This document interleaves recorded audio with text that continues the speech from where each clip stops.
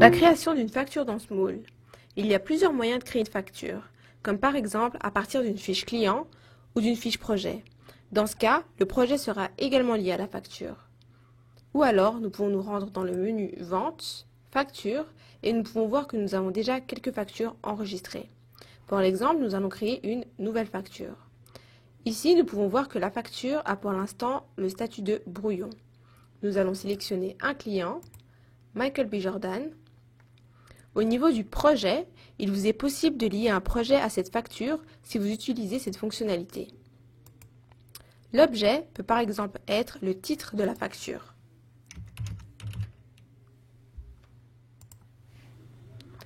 Au niveau de la description, il existe trois possibilités.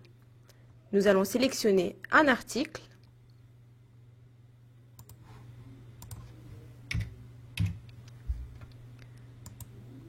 nous pouvons sélectionner un deuxième article en cliquant juste ici.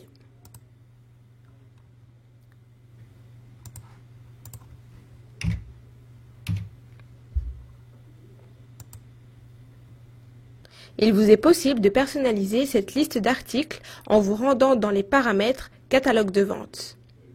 La deuxième possibilité va être de créer une zone de texte. La zone de texte peut soit être une explication, un titre ou alors tout simplement du texte.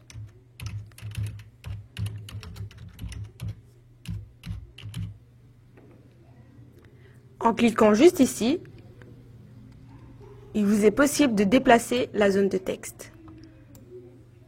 Il vous est aussi possible de changer sa police. Nous allons par exemple la mettre en gras, souligner et lui attribuer une couleur.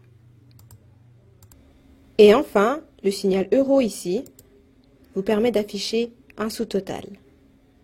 Si votre encodage est complet, vous pouvez sauvegarder la facture.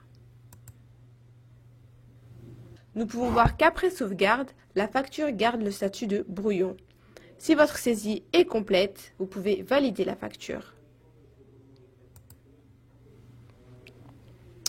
Après validation, la facture prend le statut en cours. Ça veut dire que maintenant elle est officielle.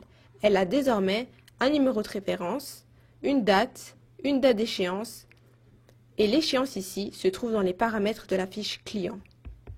Un peu plus bas, dans l'information de paiement, nous allons retrouver la communication structurée de cette facture. Sur la droite, nous pouvons retrouver différents boutons de commande. Nous pouvons toujours éditer cette facture, enregistrer un paiement, créer une facture récurrente et même l'envoyer. Les explications vidéo spécifiques à ces différents boutons de commande vont suivre. Retournons à la liste de la facture. Ici, nous pouvons voir qu'une facture peut avoir différents statuts.